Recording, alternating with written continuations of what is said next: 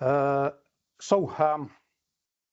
bit about me. I'm from TTK, Estonia, and Jana is also from TTK, and higher up asked us to give this training about generative AI for instruction and evaluation. Two topics that are interesting for me personally, because AI is quite popular with the students, with the teachers and others. And I think it's evolving topic. And yeah, Jana. Yeah, no, it's very good. Yes, my name is Jana Raudvere. I am also from TTK, Estonia, and I wanted to say that I am a part-time lecturer here and running. I have currently 2 lectures, which is one is AI generative tools in a learning process for students, and another program is AI generative tools for organizations. So this practice I can put in this presentation too. So, Andrei, have the people logged in Miro? Yes, from my side, I see some of the peoples are logged in. And I thought the first thing that we can ask you, please identify where are you from, so we can get a little bit understanding who is represented and who is not. And with this, we can see if it's working or not. So we have about 2 minutes if you can identify where you're from. Yeah, I see that I put a link in your chat window in Teams, and when you go with this link, you should find a Miro board. And on this board, let me show a little bit. You have such a big board, and we are right now at first part.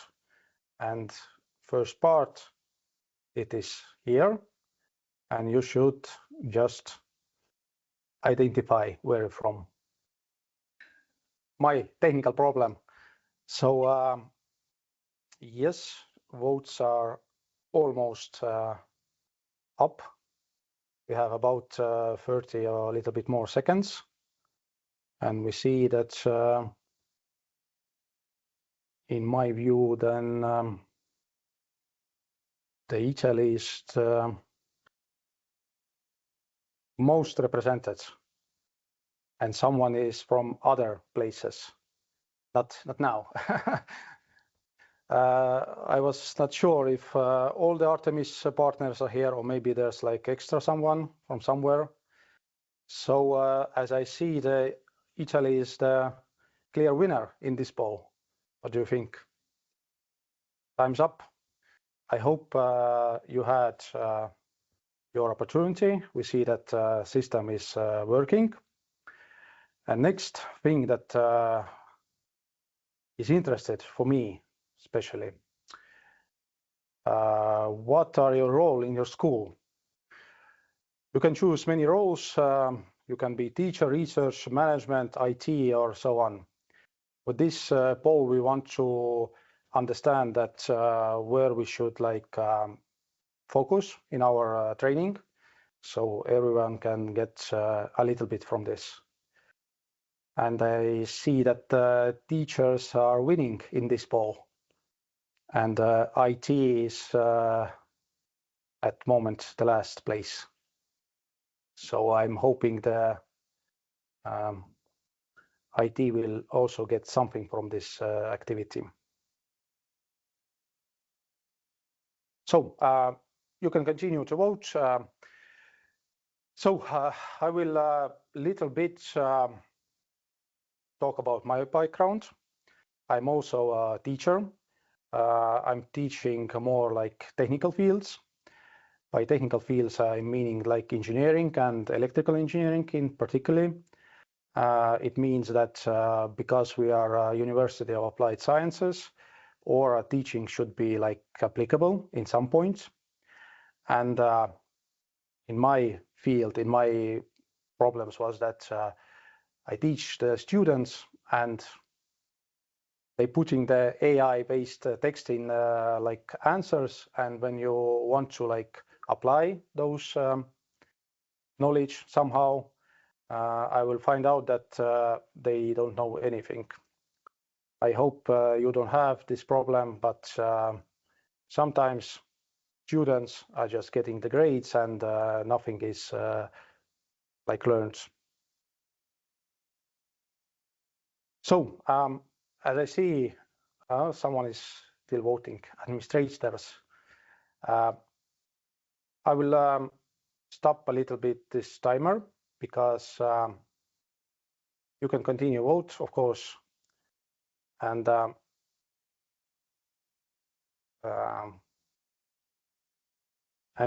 basically, we will start and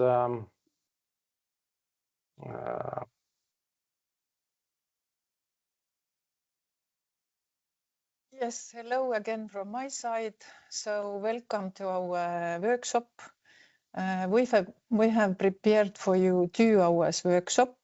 First, we want to explain what generative AI is, as we understand it, very simple words.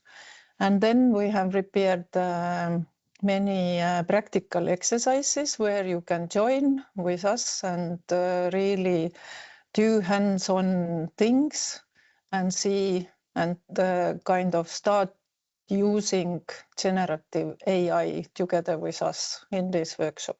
Yeah. Yes, thank you. And once again, so you can do something. The question is right now, what is your pain point with the AI and LLMs and generative AI? You can write your answer here. I will start the timer. It can be something simple that you don't understand what it is. It can be a little bit harder. Let's see what answers.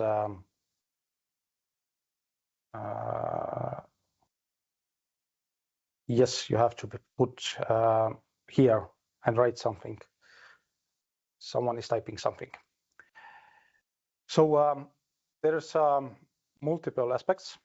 First of all, it's new technology, new like field.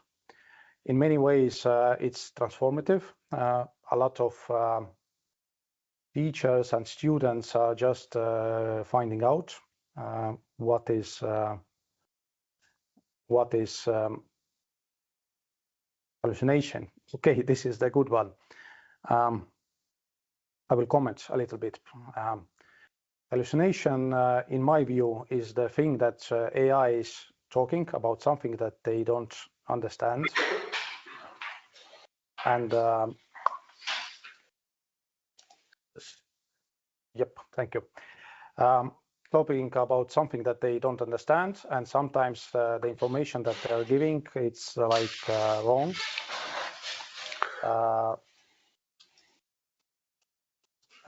With the rules.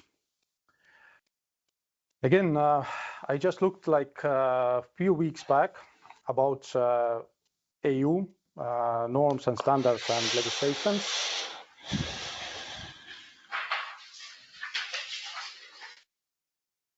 Yeah, I just muted something. I think in general the rules are coming.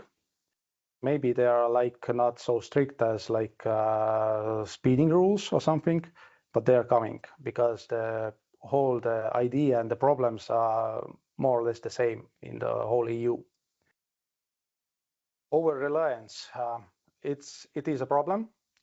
In my like knowledge or my experience, first students come to the school and they think that AI will teach everything, AI will solve everything. It's the first step. The second step is that students are starting to talk about that AI is good, but I don't have the knowledge how to use it. So they're thinking that I will learn some basic skills and AI will do everything. The third step or level for students is that they talking about we have to find the right application, the right service, right way to use the AI. Usually it's again dead end. If you are knowledgeable in this field, you understand that those services and these ideas are coming like every day, and students probably they won't find one app that will solve everything. And the fourth level is that some of the students are telling me, I'm using so much time to find the right tool, I would probably use this time better to learn. For example, we had like experience with the students about some technical fields where they had to use the like old textbook, like so big textbook, and they had to learn it. And based on this knowledge, they had to complete some exercises, some mathematical exercises. So what one student did, he made a custom GPT, made custom system. So this AI should like solve this task by the end of the like this period. The student told me that they put so much time in this development of this application and they didn't get enough information. So depends how your practice is. You can like talk about with the students that AI is not bad, but you have to use it responsibly. AI future, it is here. We don't escape from that, and it will develop, I think, even faster than internet developed in our times. And Andrei, there is a comment that you should speak louder. Yes, maybe it's too loud now. I put it a little bit higher. Let's try this one. I have separate computers to fix little bit settings. So other things that we will go step by step, but what is the problems are a lot. There's a lot of issues, a lot of pain points, and we don't want to tell you that we will solve all of them, but we can help with some of them.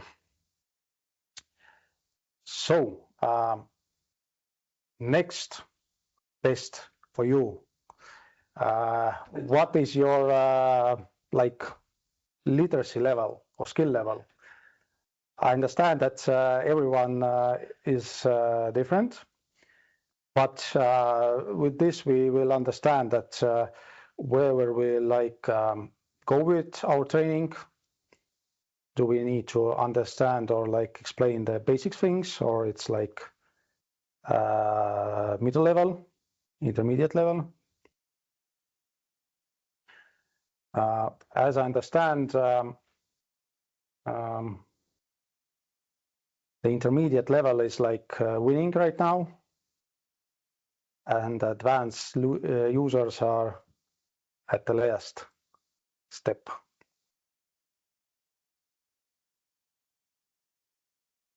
Yeah, it is good. It means we will touch up a little bit basic things, but we will focus like intermediate level, so everyone can always ask in the chat or in chat or like in Miro.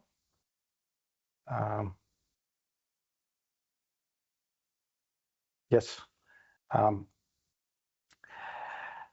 Let me a little bit explain, because there was a little question. We are moving like from my view from left to right and step by step.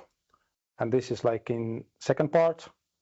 And right now some of the things are hidden, so we will go to there and open. And yes, and please, I gave everything like editing rights, so try maybe with so-called don't change anything.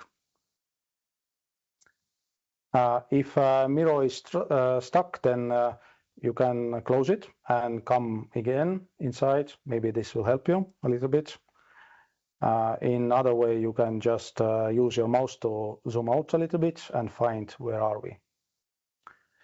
So I hope it was interesting for you. So now we will test your knowledge. The general question is that where can you use AI, especially in learning, because a lot of us are teachers. And please give your answers here. Yeah, brainstorming, a good idea. There's always two sides of it. One side is like brainstorming for students, and other side is brainstorming for teachers or staff. Yes, looks like not many ideas. But where is AI is really good also is on top of brainstorming. When you start something new, you want to start something to write new from the beginning. You can always ask help from AI if we give you the structure and put the agenda for the kind of where to start, what points to follow, and you will get a lot of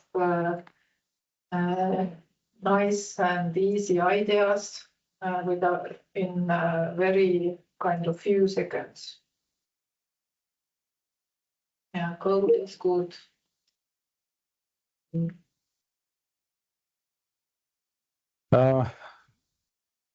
Yes, in my knowledge or my experience, AI or generative AI is quite good at coding problems, quite easy to use it. If anyone understands what is vibe coding, then this is one field.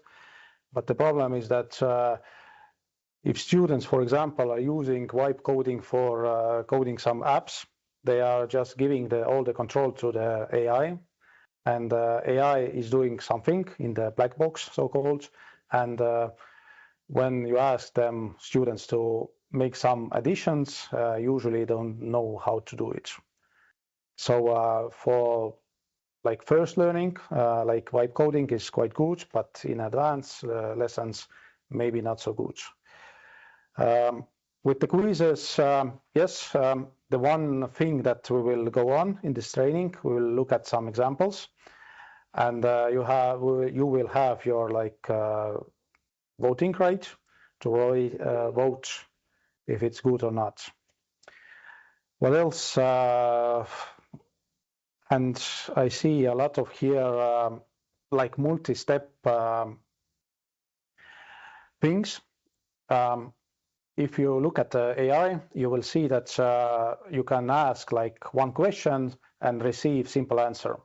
Sometimes, or it's like feasible, you have to chunk it up, divide your problem into several steps, and use the several steps to get the right answer.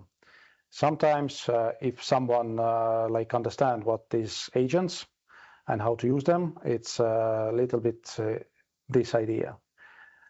Usually students are using AI in this way that they have like simple questions. They go to some service like LLM, some kind, and use it like just to get a simple answer. Usually, in my experience, the first answer is always wrong.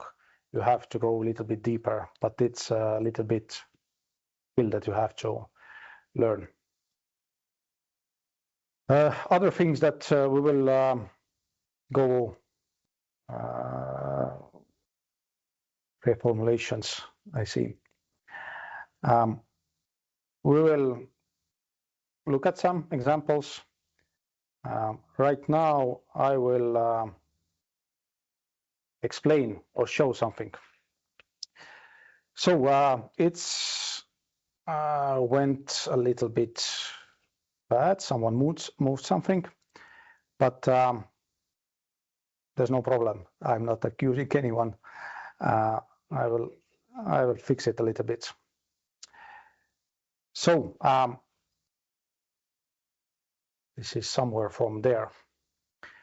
So what is experience? What can we talk about? Usually we have students, any level students, and they have some kind of Moodle platform or something similar. And there they have some kind of task or something to do. In our case that we have like a few seconds ago, we had to watch some kind of video. So if you give similar like task for students, there you have like instructions, watch the video, focus, and so on and so on.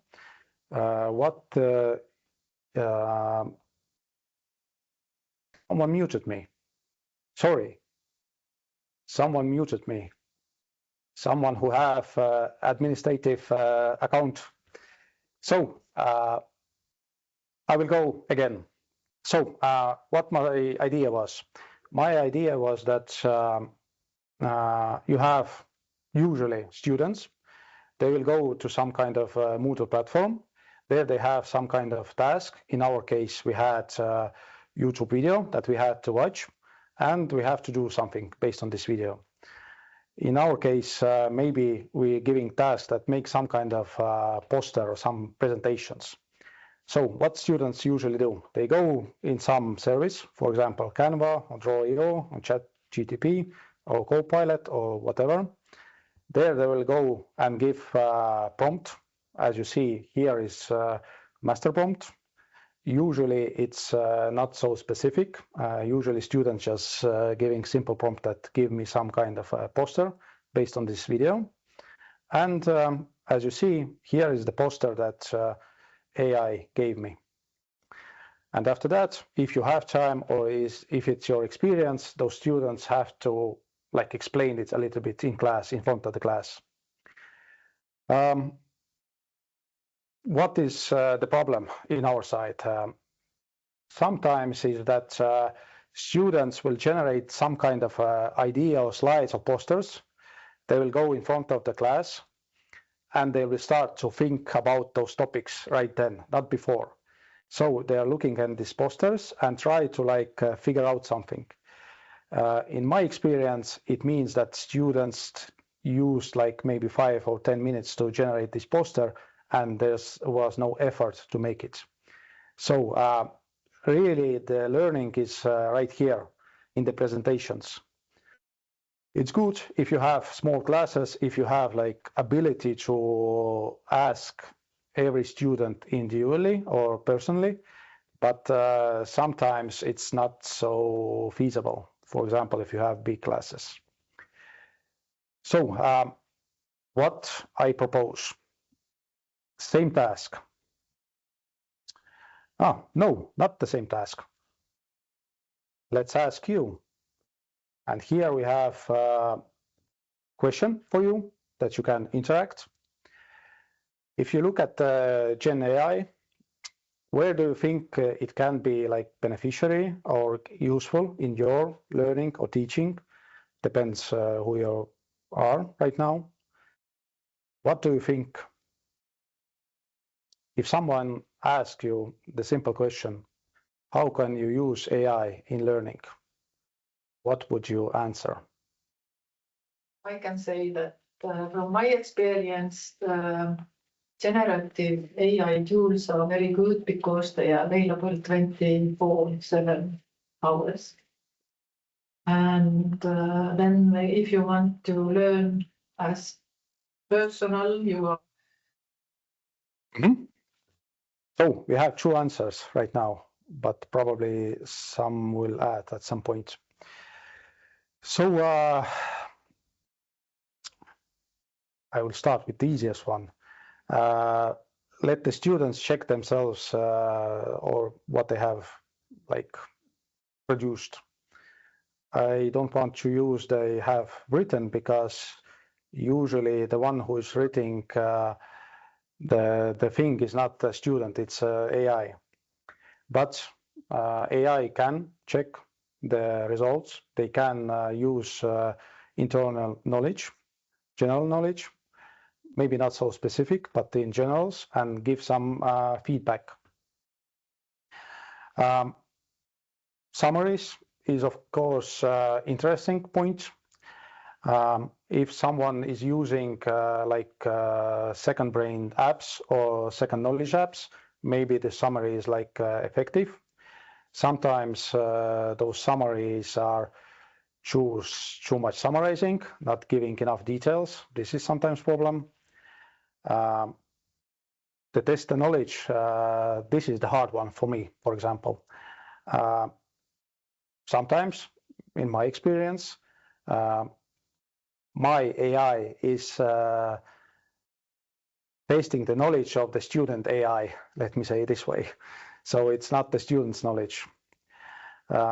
We had experience that sometimes when it's more theoretical topics, then we give students tools that they have to make their own AI or GenAI or chatbot.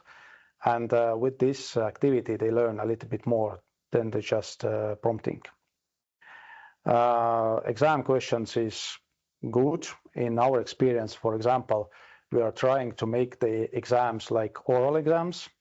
It means they can use any tools they want for preparation, but the exam itself is oral. It means students are coming and within the 5-10 minutes, usually teacher or lecturer understands if student know anything or doesn't know anything. Framing, it's a good idea.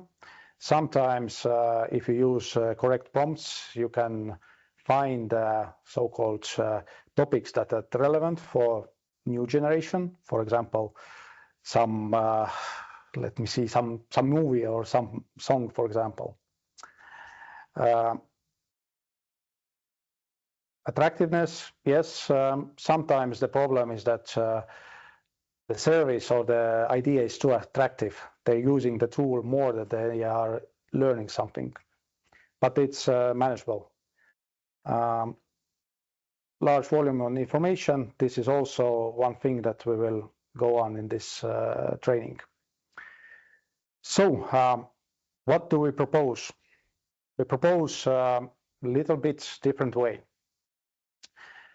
I will start from here, from top left. I have master prompt. Who knows what is master prompt, who don't, it's like master prompt that the AI can use to generate a specific task. As you see, it's not just generate some assignment. It's like context and instructions and so on. I'm using this prompt to generate instruction for students. It means I have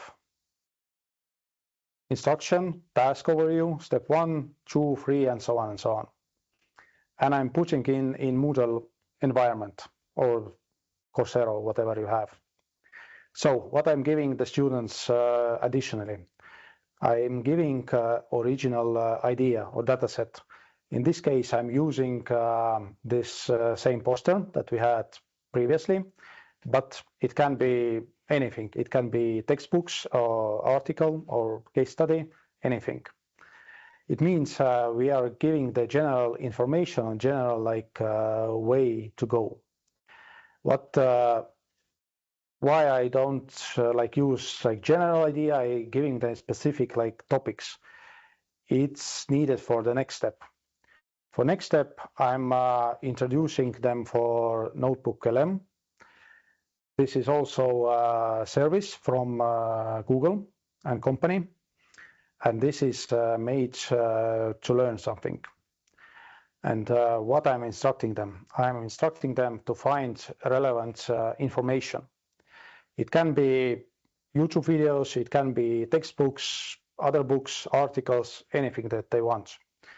What does it give me? It gives me this, that students are not relying on my information. They are looking information themselves. It's a little bit critical thinking that they learn. It's a little bit like finding information and different things. And when they imported everything to Google Notebook LM, they have a lot of possibilities. There you have a possibility to, for example, generate some posters. Sometimes students learn better visually. They learn like in poster format. Sometimes they have more students are learning from slides, maybe audio overview or mind maps. It doesn't matter. In this case, this tool gives me the ability to give each student like personal way to learn something. And because it's one push solution, it means students can use it quite easily. And if they have Google account, it's better. So what then? Not just finding the information. I want to like test the knowledge. And for this, I have deliverable. And in my case, I'm usually using the mind map solution or concept map. Depends where you're from. In our case, it's more like a concept map solution. It means the students, based on this information, should make some kind of concept map. The good thing is that it's visual mapping of the, someone is moving something. It's okay. It's okay. It's the one thing that it's good for me. It's visual mapping of your knowledge. The one thing is that a lot of our students are visual learners. They want to visualize something, because if they look at a lots of kilometers of text, it doesn't give them anything. But if you ask them, put this text in a visual way, put the connections, put the relationships between different things, it's the thing that they are trying to do. Usually, in my experience, is that first or second time the maps are quite bad. They don't understand it. Usually after fourth or fifth time, the map is getting a little bit better. What is give me additional, it means that when I'm looking at those concept maps, I will see that is student relations between two different knowledge, is it correct? Is the connecting word between one bubble and second bubble, is it like correct, or is wrong, or should be a little bit specified? The other thing that it gives me is that all those concept maps are unique. You can't just copy paste some concept map from your like peers. Usually all the maps are unique, and usually when the students are trying to explain, you will understand immediately that they are like knowing their topics. And after that, if you have time, usually it's a good idea to present this in class in front of the teacher or peers, and then it will give students ability to like talk about the connections. So we had two concepts, two ideas. The first one is students are like really easily getting their like grades. And second part is a little bit harder for students, but a little bit easier for teachers. Yes, okay.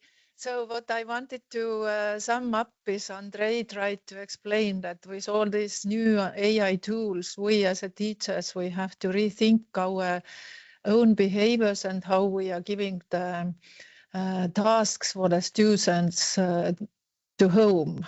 We probably have to rethink all our logic, how we giving the homework. And I also heard that it's more coming back today again, this oral kind of answering in front of the class instead of just doing the writing homework. Okay, now you can. Yes, I'm back. So this was more or less introduction part. We are behind schedule, but it's okay. And now you can vote. Can we go further? Do you have questions? Or option 3? Yeah, something probably. Yeah, okay. And to go forward, actually, now you have seen the videos. You are not all very beginners. You are in some in intermediate level. So the most important to understand is that AI is actually a machine. It's an algorithm. It's a large language model which actually operates on the huge amount of the data.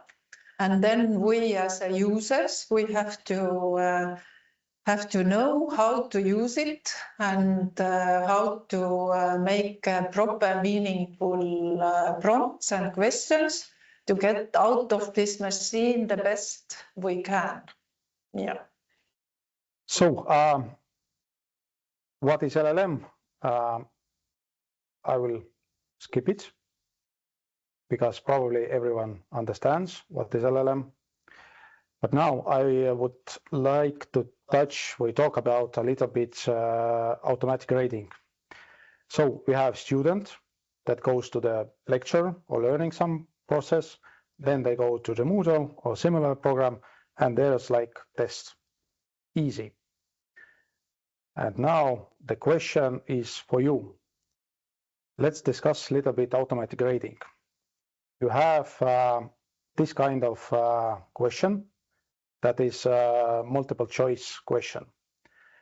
And please vote for 1 minute.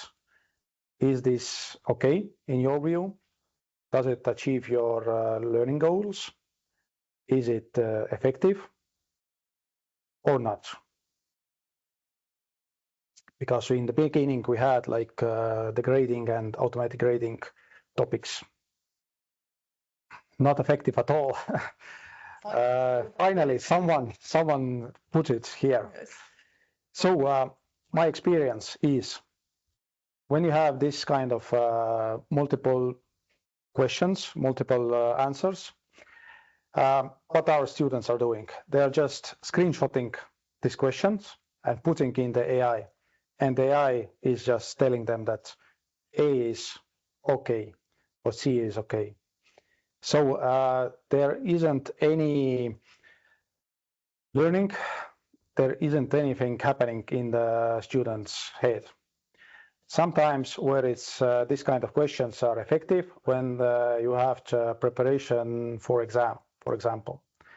Usually we have those questions in our system because they're already made, and we just using them as self-assessments.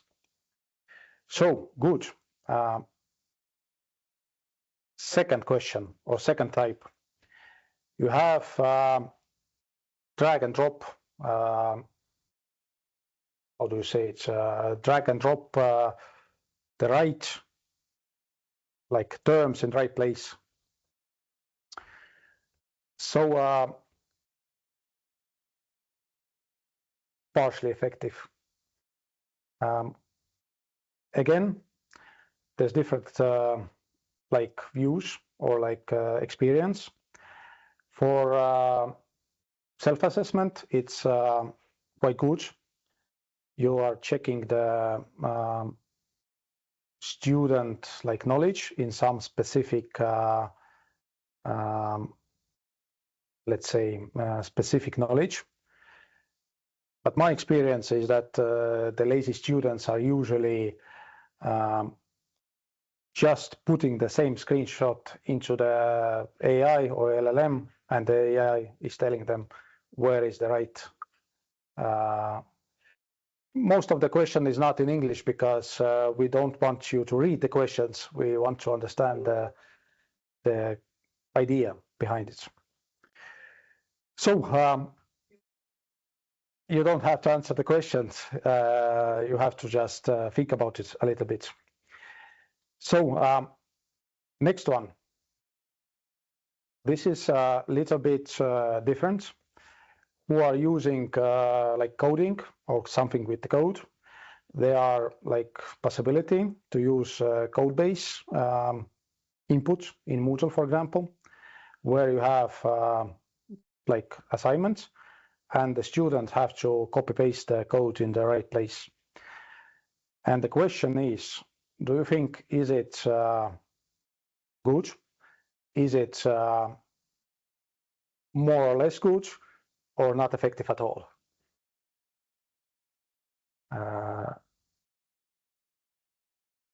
Not effective at all. Yes, fully.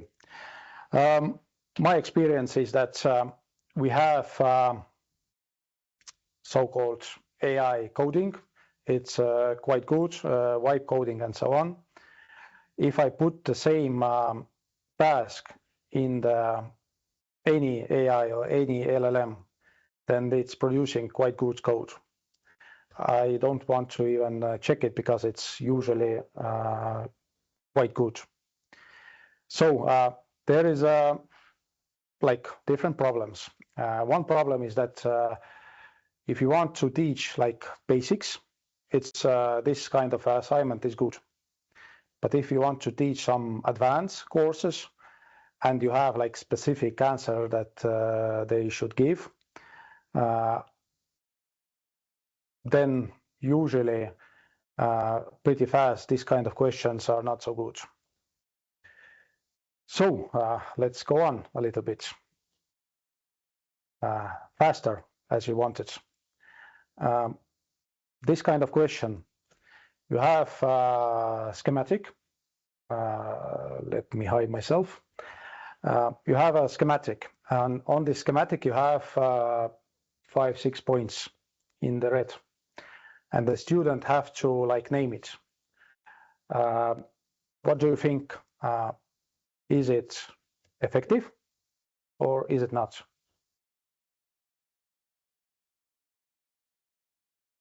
Not effective at all. There's no winning AI.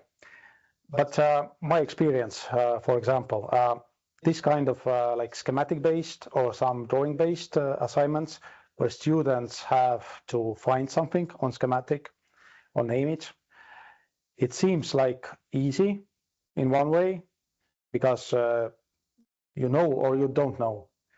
But for AI, these kind of questions are quite hard because firstly, AI should like look at the picture. Secondly, it should understand the picture and name the specific points. If you have some kind of, for example, diagrams, schematics, and so on, you can try it at home. Put some like dots or some points on it and try AI to name the thing. In my case, usually the answer is wrong. So the next,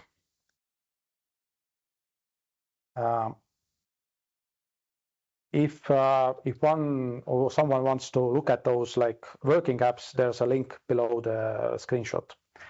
But here you have 2 points. You have like picture and you have like what is in the picture. And usually you have to like put the pairs together.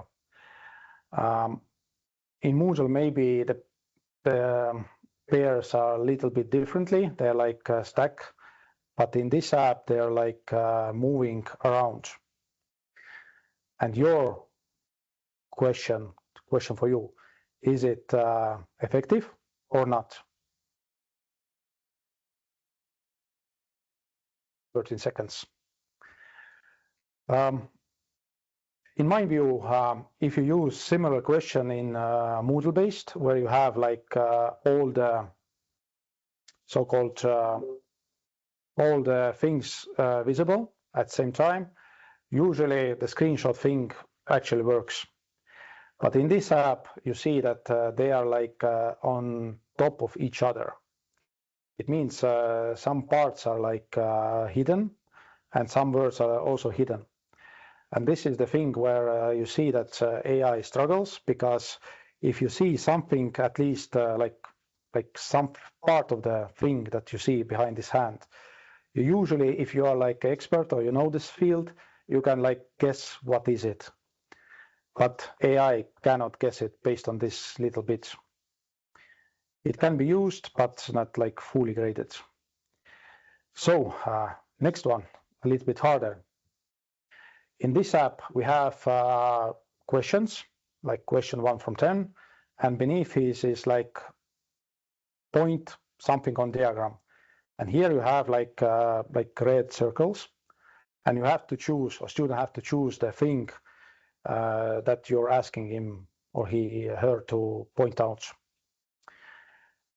At first, I thought that it's easy because you have predefined things, but I put it in AI, and AI gave me this answer.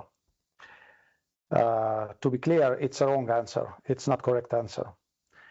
But this gave me the idea that at this point, AI is maybe not so smart to point out those like things on the drawing. For example, if you ask AI, where is the cat? Probably this is like simple for it. But if you ask some very specific based on your like niche topic, it maybe it's not like diagram or schematic. It can be, for example, some kind of process or something. And if you correctly ask the question, usually AI will struggle a little bit. So consensus is partially effective and a little bit effective. So the next one, this kind of question. It's similar to matching pairs. That means every one block has its opposite somewhere. But in this example, if you go to this link, you will see that when you point on the different place on the screen, this quadrant like disappears. It's not visible at all time. It means that student at least have to remember where is the opposite of this question.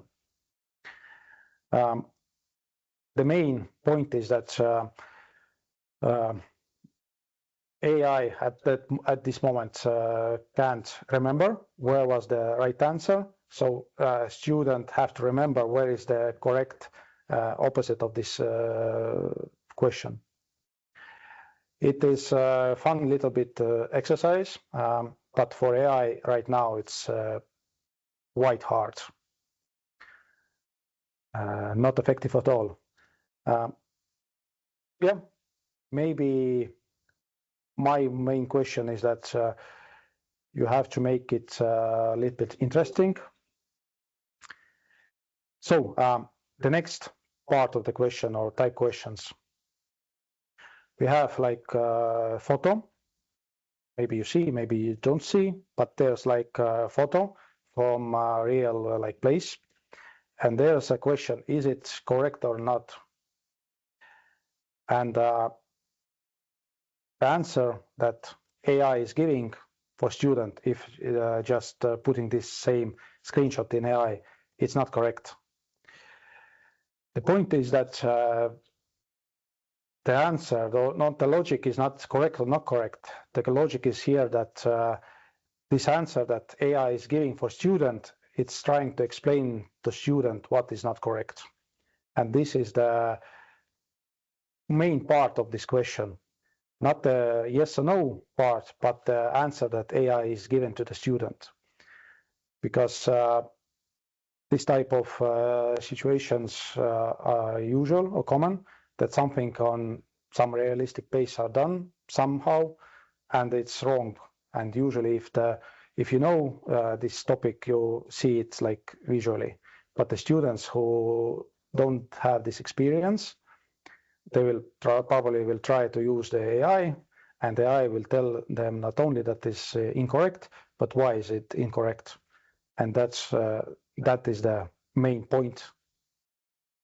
Another one. Yes, I put this one. It's sometimes it's used. It's like a test that is automatic, but with a lot of restrictions. For example, there's a time limit, attempts and retakes, and so on and so on. And question for you is it like effective or it's not effective? in your mind?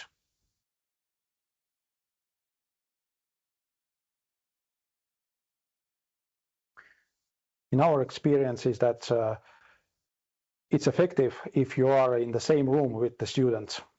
It means you're seeing the monitor, you're seeing what they're doing, then it's quite effective. You have limited time. If you know the answer, you know answer. If you don't know the answer, then you don't know. But if you give this same task for home assignment, usually it's like copy-paste or how you say, the old schema. Oh, another one. Yes, now it's your time to comment or give examples if you have any. Do you have some good examples that others can benefit? Or maybe you have some kind of article or some blog post that others can use. Because in my experience, the problems are quite similar. Doesn't matter which level of education or country. Students are looking for easy way out, and when they're using AI, they are thinking that they are smart. But when you realistically start to test them and find out what they know or don't know, the results are the results show that they actually don't know anything.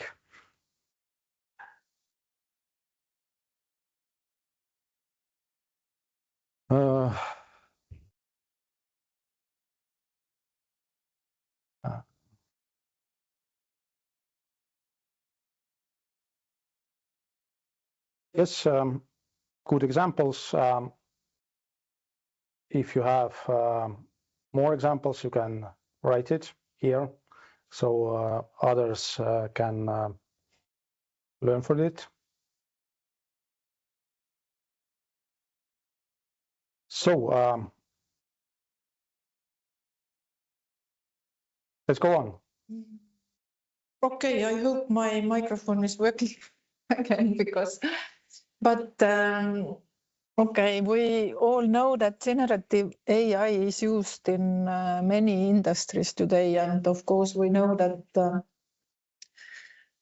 we got very big part it's doing and well doing is translation and all these languages, but on top of that it's also used a lot in video, in pictures, in voice, and it's integrated already into many industries, and generative AI coming already as a part of the business processes. We have probably all have experience with customer chatbots and voice assistants. So it's already a lot in use. So why not teach us to use it also for better teaching and making the life easier? Yeah. Mm-hmm. So, next concept or idea. We have users. It doesn't matter, is it students or teachers and whatever. They're using some kind of service. Usually they're interacting with the prompts. This is the prompt engineering part of the course. And when they're giving the prompt, usually they get some kind of response. Here right now it's like text response, for example, but it can be also in video or audio or any kind of formats. The main problem is that usually everyone is looking for one prompt to solve all the problems. The idea is that it's a good idea, but in second part, you have to understand what you're asking from LLMs or AI. Because as you understand that AI is like computer code, it's not a person. what you're asking, what the thing that you're getting. The second idea is that sometimes users are prompting AI service, getting the results, and modifying or upgrading the prompts. It's also a good idea. So if you have, for example, specific need, you know exactly what you have and what you want to have, then iterative prompting is a good strategy. I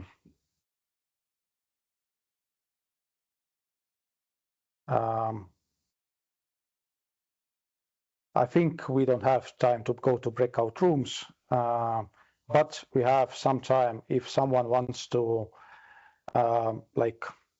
write what kind of LLMs or GenAI services or products are they using in their work or personal life. Maybe there's some service that we don't know right now, because there are a lot of them. The chat, I don't know, is it ChatGTP or something more? Probably. Yeah. In my few days ago, Gemini was a little bit better, the ChatGTP, but the last thing was that the Opus, yeah, Mistral, of course. There's different kind of models, and we have with the Copilot. Actually, I have bad experience. Maybe I don't have the right account, but in my mind, Gemini is better than Copilot, and GTP is even better, probably. And if we think technically, Copilot is not the LLM. Copilot is just a kind of tool on top of LLM. It's using the ChatGPT LLM. Mm-hmm. For me, it's sometimes I like thinking, what do I want to have from AI or LLM? I want to have something, probably. I don't want to just talk with the AI for nights and hours. I want to get something. Sometimes some tools are better in some tasks. For example, Opus was probably better at coding last time I checked, but Claude was also good in some topics. The one who is using DeepSeek, I hope you don't using it in cloud, because it's told that it's kind of Chinese spy tool. So if you use it on-prem, then it's fine. Mm-hmm. So let's go further. Here I put some AI in the education, some kind of map that I found on online. Here maybe it's one thing that I liked with this map is that with different levels you have different tools. It's bad idea to think that one tool will do everything for you. Usually one tool is better in one thing, another tool is better in other thing. And of course, the main problem is that most of the good things are cost some money. And if you want to buy every service on the internet, probably it's a lot of money. I would leave it here, and I will go on part 6. Here, if you have a little bit more experience, not maybe basic, here is prompting techniques that you can a little bit look at it. The easiest one is the zero-shot prompting, where you're just giving and receiving. Sometimes you get your answers from this simple technique, but usually you have to at least few shot or chain of thoughts prompting. It depends on your need. If you want to have some kind of joke or some story from AI, probably zero-shot prompting is good. But if you want to get a better results, you at least have to go like role-based prompting or specific prompts. And I want to add that the best, what I like, put the picture back for me, please, is this chain of thought prompt. It is very useful because whenever you ask something from large language model, you immediately ask him to explain how he ended up with the answer. And then you will understand the logic, and then you can assess that is it okay for you or not. Yeah. So here I had example. Sometimes in my experience, I actually don't know what I want to have. Sometimes it's I have like an idea that I want something to receive from AI or LLM, but I don't know the specifics. So one example here is prompt building prompt.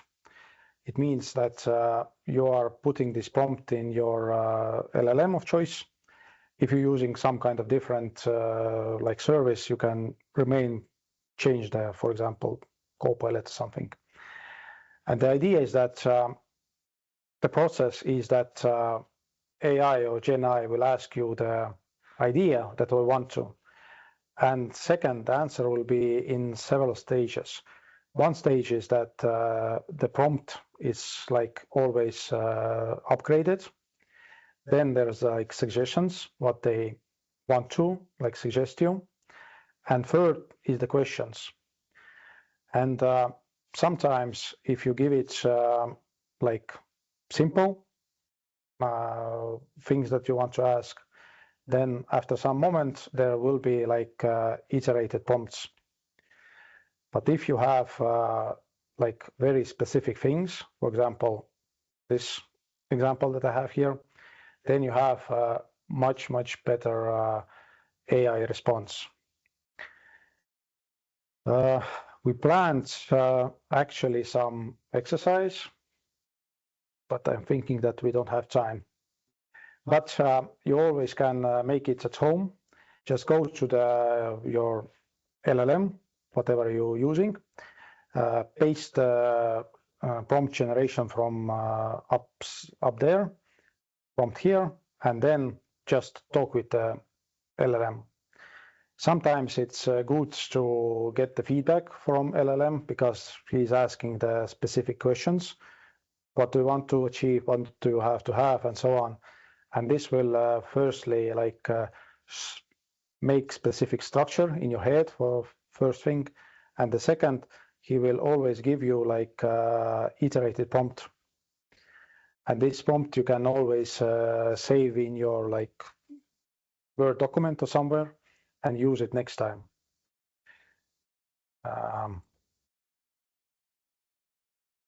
But we can return to this place. So here is also exercise that you can do at home. You go to your LLM provider, and here is 3 examples. Here we have specifically explained what we want. And here is one thing that we added is the role. What role should LLM assume when giving our answer? The goal, what we want to achieve. It can be shorter or longer, depends on you. Then always the context. It's usually if you don't give the context, AI is using the generative context, and it's generative, it's not specific. Tone and format. And here is second and third example. I can add here that remember you are talking with machine. It's basically you are trying to get data pool.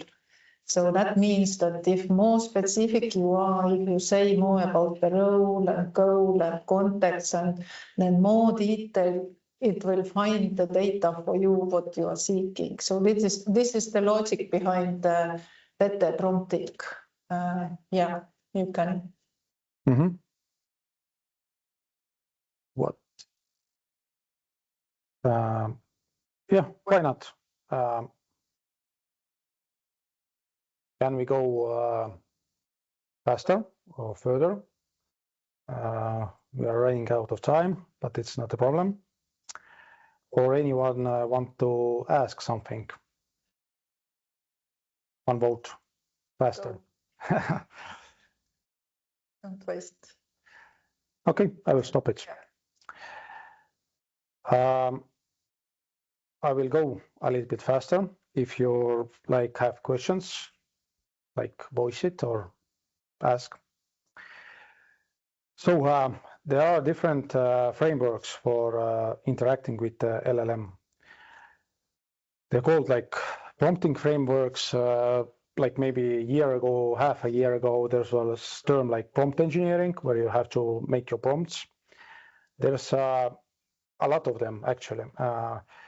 I can't say that one is better than other. Maybe it's maybe testing and using. Maybe you like some type of prompting better than other. But usually you have to have some kind of background or context, some action, results, and examples. The more you give the LLM the examples and additional information, the better is your answer. This is the main point. Here we will skip it, but you can go try it yourself. You can try different frameworks, use it as you want. Sometimes you can use, for example, LLM to make the prompt for you. For example, you can ask, write something, use this kind of framework. Usually, in my experience, LLM understands those framework quite good. Yeah, we will go faster. So one thing that I'm usually telling all of students or teachers and so on, you should have some kind of file where you saving the prompts. Maybe it's Word file or some different note-taking app. But the idea is that sometimes you're chatting with the AI in the chat window for some time, and finally you get the right answer, the answer that you are waiting for. After that, you just give the AI the command, generate master prompt, so that I would get similar response from you next time. And after that, AI usually look at the chat history and will generate the master prompt, so you will get the same results. If you have paid subscriptions, there is a memory feature. It also helps, but sometimes in some specific task, you want to have master prompt. So we have time. Here I have a question that I want you to answer. It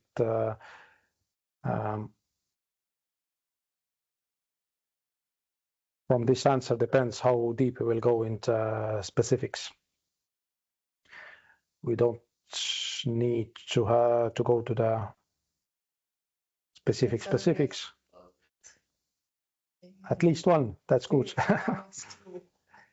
So no, there's another question. Yeah. Oh. Let's wait a little bit then. Wait a little because it's, you know. But my practice is with this notebook LM when I have shown it to students and to the teachers that they all love it. It's a really good tool. So it's good to explain it a little bit for people who haven't seen it before. It can get this. Okay, you can continue to vote. I will specify a little bit. At the beginning, someone wrote the hallucinations was the problem. The problem is that if you're using general chat window, it's using the general like knowledge from its database. Sometimes this database is correct, sometimes it's not. And usually, if you have very specific questions, you want to have very specific answer. And with this service or this app, you are using to generate answers only from those like sources that you give to LLM. It means if you don't give the LLM the outside sources, the answers will be always from your sources. This is the main benefit. Because sometimes if you're like, for example, from medical field, you don't want like answers from like random forum. You want to answers only from textbooks. So you can, I will go on, and then you will ask anything if it's not understandable.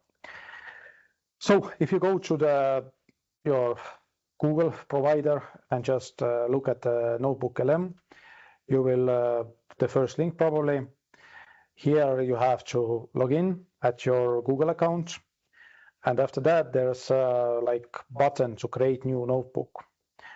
And here is the main window as you see it at the first time. In the left, you have your sources. At the middle, you have your like chat window. And in the right, you have your studio. Let me see, I will little bit transition. So here I have notebook open, sources. I had some additional information in Moodle, but the good news is that this service is upgraded quite frequently, and right now it's semi-free. It means a lot of functions are free. You can use it free of charge. So here you have like search, and here, for example, you can search your own drive if you connect it, and you can search your internet. We have here like fast search and deep research. If a topic is very specific, it's good to use deep research. And if you write something here, he will give you some sources. Here in the middle is like chat place. And here I just put the random thing that they had here. And here you have the answer that LLM gives you. And the good part is that all the answer is grounded with sources. For example, this first paragraph is taken from this source. It means if it gives you some kind of answer, probably it's taken something from this like added sources. It's not from outside. Here is like good place to use it. We usually give it to the students so they can like find the sources and interact with it. Here on the right, they have like studio, or it's called this way. And here you have audio overview. It means it generates a summary of all your sources. Here you have, let me go back a little bit. Here is like additional settings. And when you go to the settings, you can like change the settings. You can change the like critique, for example. You can choose your own language. I think it's a lot of languages here. You can change the length, and here also it's like prompt. Again, you can go back to the other LLM providers and explain that you want to have audio overview explaining this and that things, and paste the prompt here, and then you will get the right things that you want. Video overview, it's more or less working. Some accounts have it, some accounts have additional settings. Mind map is also good, especially for students, because here it's taken from all the sources. And here you can find the right thing, and here we'll get the results based on the sources. Sometimes, for example, you have a lot of sources. You can, for example, choose only few sources and generate mind map based on those few choices. Flashcards, again, you can change a little bit settings if you want very specific things or specific topics, and generate quizzes also. You can specify whatever you want, like difficulty level and more or less questions, or maybe specify with different topics. Infographics I had pre-prepared because sometimes the generation takes a lot of time. Here is whenever it's loading, but you should see somewhere pretty good infographic. Yes, at this moment you can't change it, but you can change it so that you will go to this settings, and here you will like specify what topics you want to see on your infographic, language and other things. Slide X is also similar results. With the one button you get slides that you can use. Some accounts that have more rights in some countries have the ability to like change those slides, I mean the wording and the tone and so on, but in my case I don't see the button here. And data overview, again, you can use it, but you have to like specify what you want to receive it from this overview. This is the faster overview. I want to just, if you put this picture, notebook picture back, I only want to add also a few topics which, as we know today with LLMs, there is no language topic anymore. And here in this notebook, whatever language material you have, which you put in your sources, you always can choose in your settings that output language will be the one you want the data out. And this way you can get quickly the translations and overviews and summaries also from very good international language materials. On top of that, it's very well making also transcriptions. So if you have a video or voice file up to, I think, 200 megas, you can put this, it's there in your sources, and it will make you quickly nice transcription, and you can make good summaries out of that. Yep. Yeah. So exercise that you can do at home. Sometimes you have like general topic, but you don't have like specific like sources. You can go to your LLM and download the correct textbooks from internet if they're free. So I just put it some websites that I can use and ask the LLM to find that for specific topics, specific documents, and gave me like table that I can download that PDFs and import it to the notebook. Similarly, if you have like very specific like textbooks, I don't know, textbooks, YouTube syllabus, slides, audio files, you can, everything can be uploaded to Notebook LM. Notebook will vectorize it and make it searchable. This is the good part of this service.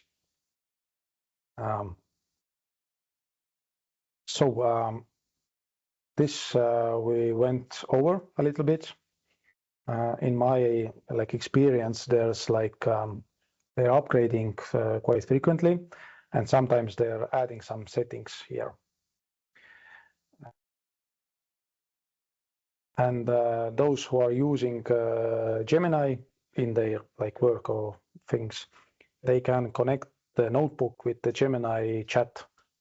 And sometimes you can connect different notebooks with the Gemini chat. And when you're using this schema, the idea is that LLM is using not only your specific sources, but based on the sources, they're finding additional information from outside. For example, if you have some physics textbook somewhere that you're using in your notebook, you will connect it to your chat window, and answers will be based partially on the textbook and partially based on this textbook on the outside sources. I won't ask this one. Here I wanted a little bit like life hacks for someone. So sometimes you're generating some kind of infographic and it's quite nice in style wise. And if you want to like generate with other LLMs similar things, in my experiences was that I just download the picture, upload it to the LLM, and based on this file, I will ask LLM to generate master prompt for style. How is visually, what colors, and so on and so on.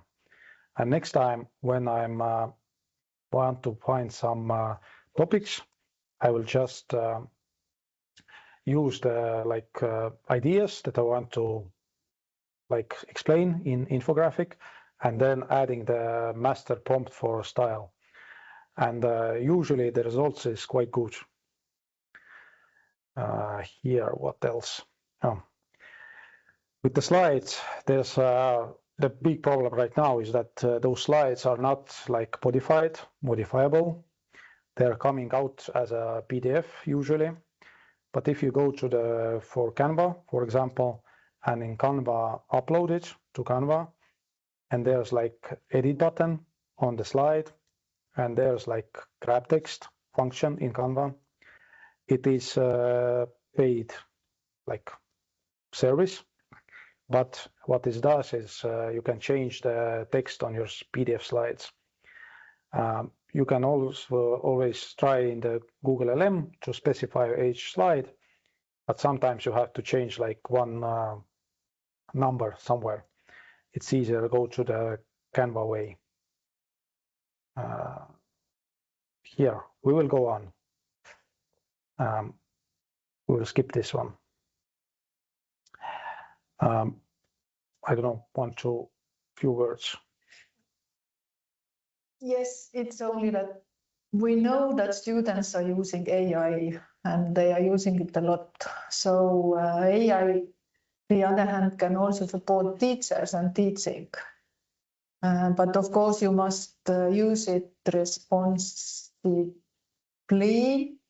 and carefully. When you start using it, you have to protect student data, you have to check for unfairness, and also make sure that all decisions are always human who are doing the kind of latest decision. So AI should only assist you, but not replace the human judgment. Yeah. Mm-hmm.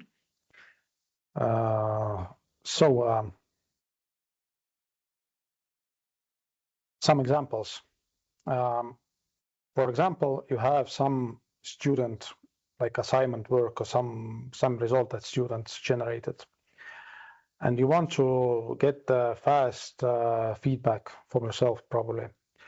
What you do, you probably upload the PDF to the LLM, and here below is some prompt that you can use, and you will get some kind of results. In my experience, the results is always flattering. It's probably better that it's realistically is.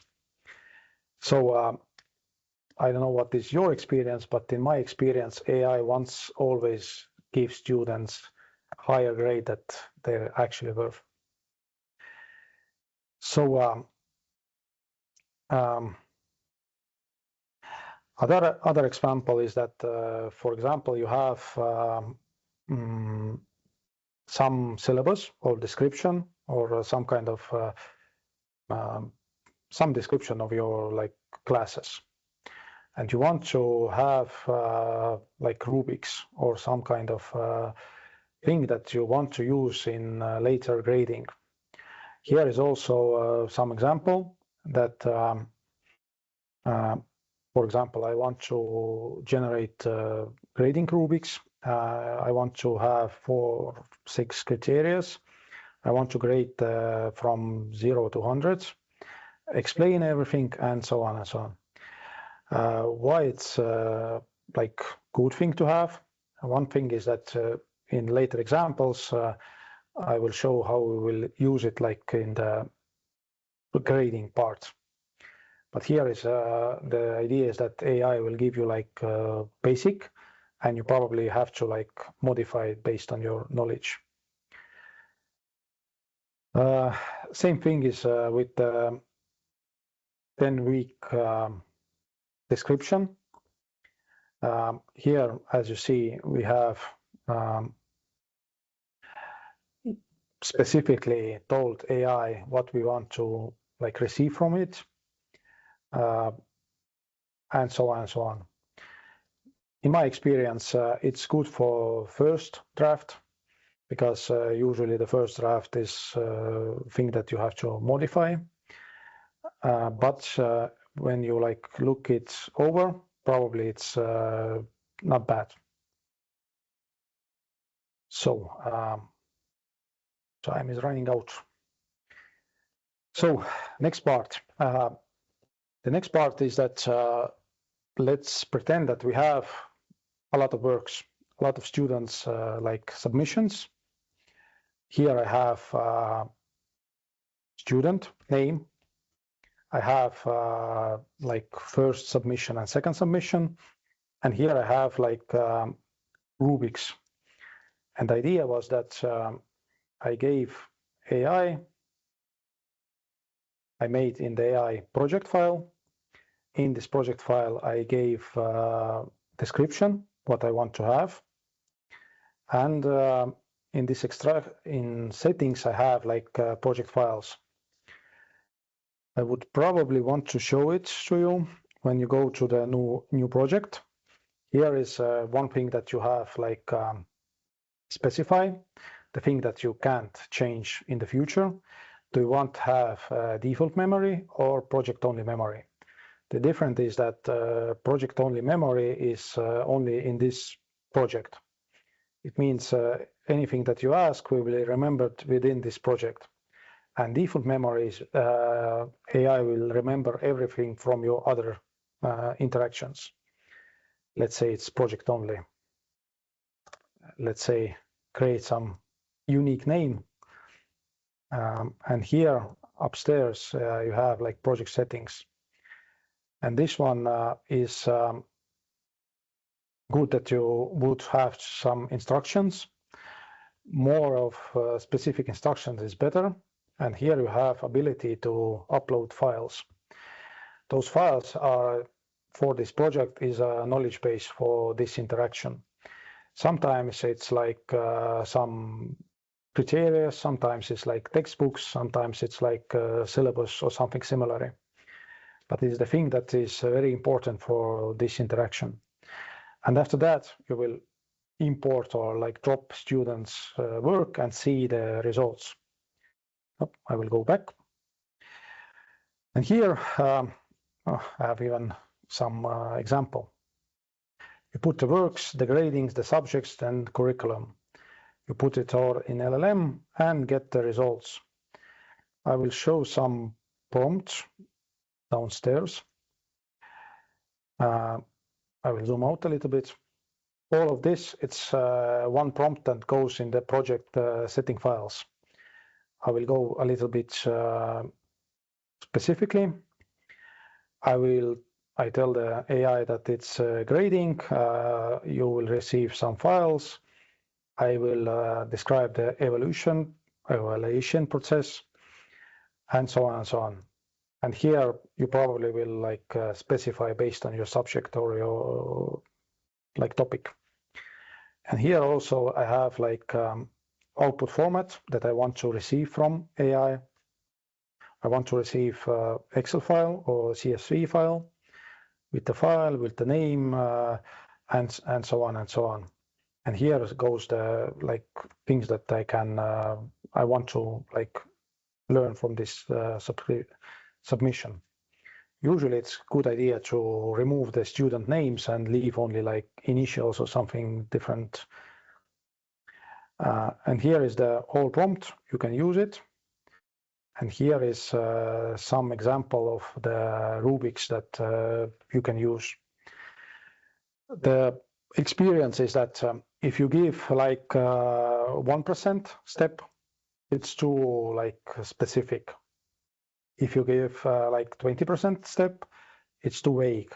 If you give like 5-step in description, it's also too vague, because in my experience, like 10% is like more or less good for describing the like specifics of the grading. But there's a problem. There's always a problem. Let me see it's here or not. The main problem is that if you see at this table and you see in general view, you will see the grades are too good. Most of the grades are above like 60% or even more. Ideally, it's not possible. How every student is making like 60% of the requirements based on this on one work. The problem here is that LLM is usually grading too good in this chat window. You can try to explain AI or LLM that you're grading too good, but usually if your memory is project only, then at some point LLM will like forget it and start again grading too good. So if you look at this grading, here we have the numbers are students, and here is the grade, and students made 3 like attempts. And as you see, more or less they are quite good. There's no difference between first attempt and the last attempt. So if you are like very critically, you can probably say that this grading is not working. It's like too good. But there's like ideas. And the idea is that now we are grading with different kind. We don't use the chat window. We are using like code-based grading with the API keys. And here we have, I'm using Python, you can use whatever, but we are using API keys to grade the student works. And here we have also text imports. It means we have students' submissions. We have rubrics. It's the same rubrics that we had last time, example, because for AI, it's the rubrics is the thing that it's used to grade some works. So what we are doing, we are firstly we are using the Python to understand the rubrics.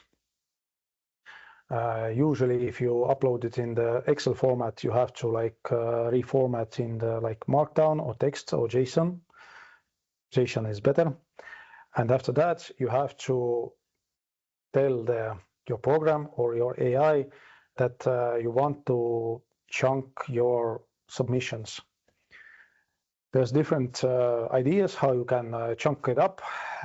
Chunking means you have to divide submission text in the sub parameters. Sometimes I'm chunking like based on paragraphs. Sometimes I'm chunking based on the new line when they push enter. Sometimes I'm chunking for example, here is character size. I have about 6,000 characters. This is one chunk, and chunk overlay, it means one chunk is overlaid in the second chunk. So there is no like blind spots. It's like 600 characters. Then I'm loading the rubrics, I'm loading the student text, and I'm using validation and evidence downgrade. It means, for example, if students are writing something not correct, I'm like downgrading the results because the solution that student gave in this text submission are wrong, and I'm using some downgrading rubrics. Prompt in this example is a little bit easier. It's just use submissions and rubrics and grade it based on the settings. And after that, it's giving me just a CSV file. So here is more or less same idea, but in graphical view. And this actually worked, because I will see that some of the student works are like bad quality and some of the student works are better quality, because in the last example we saw that most of the works are like high grade works. After that, there's a different strategy that we are using. This strategy is usually good for if you are using some very specific knowledge. For example, if it's like medical things, or it's like laws, or like some very specific things that you want the student to know. In here we have some kind of documents. We are calling it knowledge base. This knowledge base is also chunked up. It means it's divided between like subparts, added embeddings, and added to the vector database. And in this database, all the chunks are like named, and it's used in the next step. So in the next step, we have students' submissions. Again, we are embedding in them, and then we are looking similarities. We are looking at the submission text from students, and we are looking how much is the similarity with the knowledge base. So if similarity is high, then we can say that students are using the ideas in this work that is factually correct. If they're not correct, we can use also some downgrading. But usually in this result, we are not giving like a grade, we are giving a score, how much student work is similar to the knowledge base. And based on this similarity, you just give students some grade. And the good thing is that if you want to get the feedback for student, you can always write to give like a score and the feedback. For example, your like decision in this page is not a thing that is used in this textbook, for example. So the other way, here is two like flows. One flow is like similar to the last one, that we have student text. We are converting the Microsoft to the markdowns. We are normalizing, especially if there is like tables and charts. With them is a little bit tricky. Then we are chunking up. It means here is about 500 tokens. It's not characters, it's tokens. And then we are storing them in two different databases. One database is student work chunks based on the submissions, and other is reference chunks, the knowledge base that is correct. And then we have extraction layer, and we are extracting from this two things. We are extracting the facts. For example, if student writes 1 + 1 is 2, this is the fact. Or for example, if students write some very specific sentence, this is the fact. And this fact can be checked against the reference chunks. It means all the like nonsense text that AI is usually writing in their like text output, it's not graded. It's just like trash. So and after that, when the facts are checked against the reference checks, then the scoring level begins. And we are just scoring how much students' facts are relevant to the reference. If they are relevant, the scoring increases. When it's not relevant, usually we are using like downgrading like submissions. And after that, you have scores and feedback. Usually for us, it's like CSV file. Sometimes there's a lot of works, not just one or two, like a lot, hundreds. The idea is similar with the last few steps. Again, we are retrieving, we are looking at the similarity. Then we looking at the answers that students give that are factual, not just random text.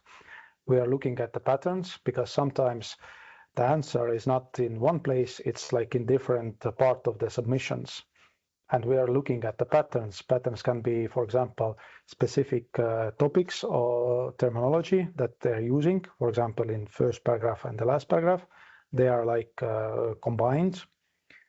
Then it's evaluation engine, so-called engine, but it's LLM evaluation. And then it's giving us like, let's say, dashboard. And this dashboard is useful or good if you want to see like different kind of things in your submissions. For example, we have here group A, group B, two groups, similarly 10-week submissions. At the left there's average total score, and total score is combined with the different parameters. And we see from here, for example, that both groups are learning something, but group B is doing a little bit better than group A. And here we see also the averages that we see on the chart. And as you see that, I don't know, averagely group A is a little bit lower than group B. So we can understand that this group A probably doesn't understand something. Something happened during the 6th week that group B got smarter and group A got not so smart.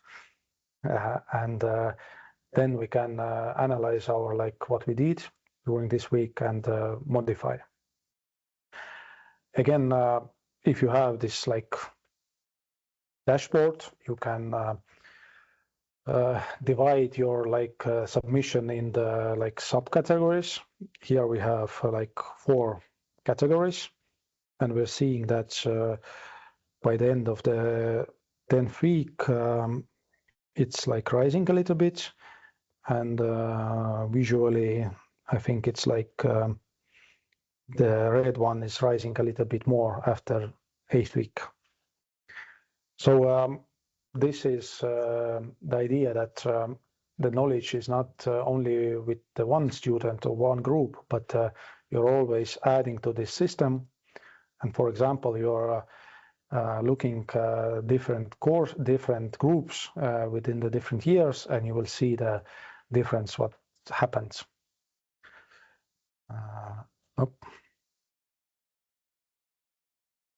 Yes, maybe questions, because we have some time.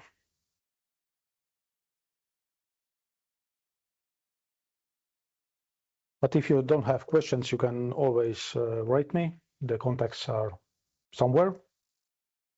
And we are almost out of time.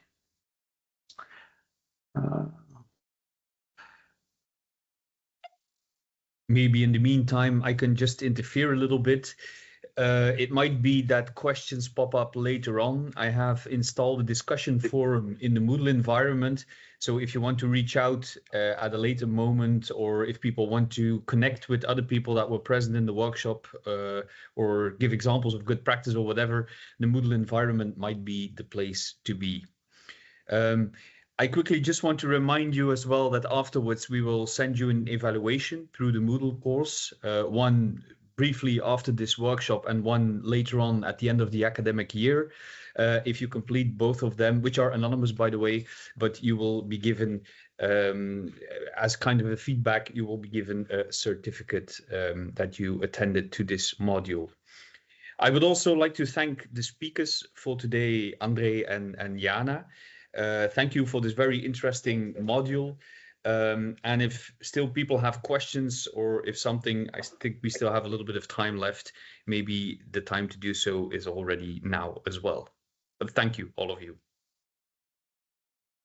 Yeah, of course, if anyone wants to specifically ask something, or if not, you can always write me within the Moodle or email or something. Yes. Thank you very much. But yes, yes, thank you.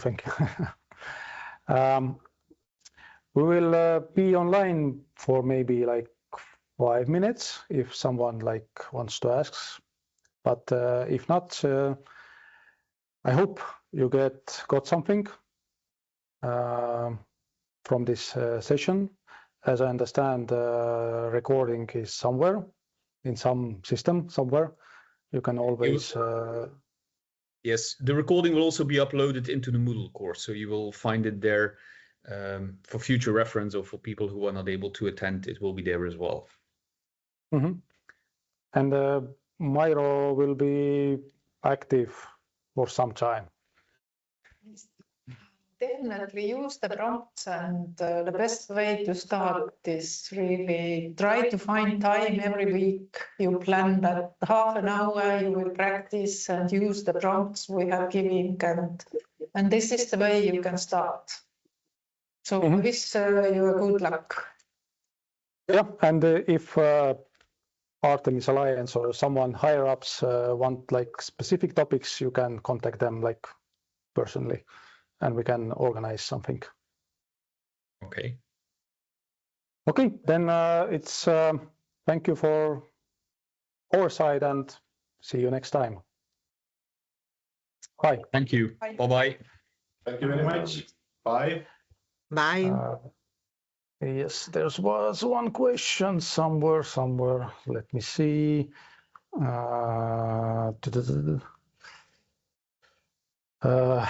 Yes, whoever asked, I will find it.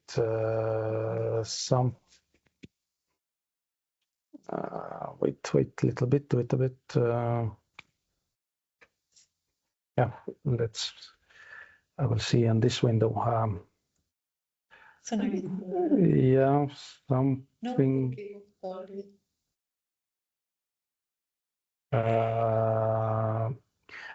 Okay, I can't find, because there's a lot of questions. If you want to just ask with the voice, then you can ask. If not, you can just always write us.